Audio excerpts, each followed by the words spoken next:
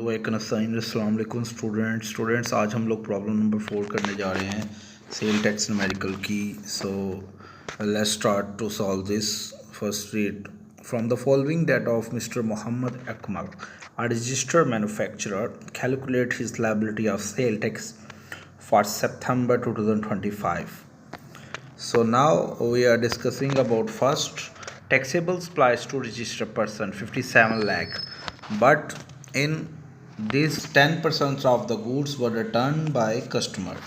So 57 lakh में से 10% goods return कर दिए हैं। ठीक है, आपको पता है 10% लेस कर लेंगे। इसके बाद दी हुई है exempted supplies to registered person. आपको पता है लास्ट क्वेश्चन में भी आपने एग्जेम्प्टेड सप्लाइज का जिक्र किया था। तो इसके अलावा तो हमारे पास कोई सप्लाई नहीं है, तो सिंपली हम लोग अब सबसे पहले क्या करेंगे, 10% लेस कर लेंगे। ठीक है, रजिस्टर्ड पर्सन जो ये आ जाएगा 51,30,000। ठीक है, एग्जेम्प्टेड परचेज भी इसमें ऐड ही होती हैं क्योंकि एक ही दी हुई है, तो इसे सिंपली यहाँ पे मेंशन कर देंगे। इसके बाद हम इनपुट टैक्स निकालना है, तो वो आप सामने है। टैक्सेबल परचेज रजिस्टर्ड पर्सन की दी हुई है 73 lakh. 20% the good were return by supplier, इसमें भी 20% जो गुड्स हैं वो रिटर्न की है सप्लायर ने।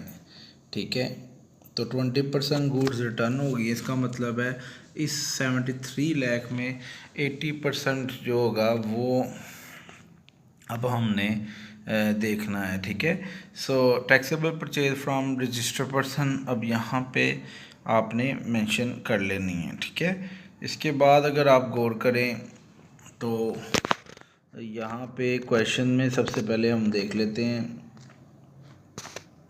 एग्जेम्प्टेड गुड्स दी हुई हैं 18 लाख हैं। Purchase fix asset from registered person, तो ये दो एंट्रियाँ और दी हुई हैं, वो बस आपने एक दफ़ा देख लेनी है और आपका ये क्वेश्चन कंप्लीट हो जाएगा।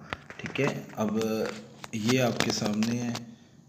एग्जेम्प्टेड परचेज यहाँ पे नहीं लिखनी, जो आपके पास अमाउंट आई है वही सीधी सीधी आपने यहाँ पे मेंशन कर देनी है। ठीक है, आपको पता है इनपुट टैक्स का हम क्या करते हैं, 18% लेके लिखते हैं, तो वो आपके सामने ये लिख लिया हमने। तो आगे चलते हैं।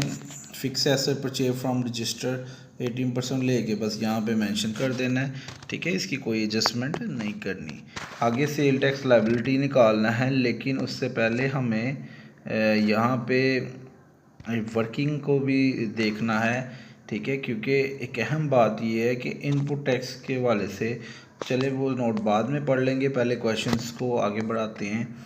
सेल टैक्स लायबिलिटी आप जानते हैं जो हमारी सप्लाईज होती हैं रजिस्टर्ड पर्सन वाली, उसके ऊपर 18% लेते हैं, वो ये आ गया 9,23,400। और इनपुट टैक्स जो क्वेश्चन में गिवन होता है वो हम लोग लेस कर लेते हैं। तो इसको भी यहाँ पे लिखेंगे क्योंकि इस क्वेश्चन में हमारे पास एक अहम चीज़ दी हुई है। ठीक है, तो 90% आपको पता है हमने लेना है, वो तो हर सूरत ही लेना है। 8,31,000 आता है। अब देखें गौर से बात, फिर वही आ गई, इनपुट टैक्स कितना है हमारे पास, 10 लाख है। मैंने बताया था ना आपको 10,52,200 है, लेकिन 90% जब आपने आउटपुट का लिया है तो वो तो 10 लाख से कम आ गया, जो कि मैंने पिछले क्वेश्चन में भी आपको बताया था, 8,31,000। तो अब इनपुट टैक्स 10 लाख वाला नहीं लेंगे, अब वो कौन सा लेंगे, ये वाला हम लोग लिखेंगे। क्यों, क्योंकि अब ये कम आया है, जो कम आए वो हम लेते हैं। ठीक है, तो 8,31,000 माइनस होगा आउटपुट टैक्स में से, तो हमारे पास जो पीछे बचेगा वो 92,340 बचेगा। Input tax on fix asset, fix asset में जो इनपुट टैक्स आया वो 7,20,000 आया है। ठीक है, तो अब ये माइनस में आ जाएगा। ठीक है, इनपुट टैक्स ज़्यादा आ गया है। ठीक है, हमारा आउटपुट से, तो जब ये ज़्यादा आ जाए तो फिर हम इसे कैरी फॉरवर्ड कर देते हैं। ठीक है, तो अब हम इसे कैरी फॉरवर्ड कैसे करेंगे। ठीक है, ये आपको वर्किंग है जो हमारे पास अमाउंट दी हुई है। ठीक है, 2,20,140। ठीक है, इसी तरह इन दोनों को यहाँ से माइनस करेंगे और इस 2,20,140 को मल्टीप्लाई करेंगे, और जो हमारे पास एक्सेस अमाउंट आई है ये इसमें प्लस कर लेंगे। तो जब हम ये प्लस करेंगे तो हमारे पास आ जाएगा 8,47,800, यानी ये हमारा आंसर आ जाएगा।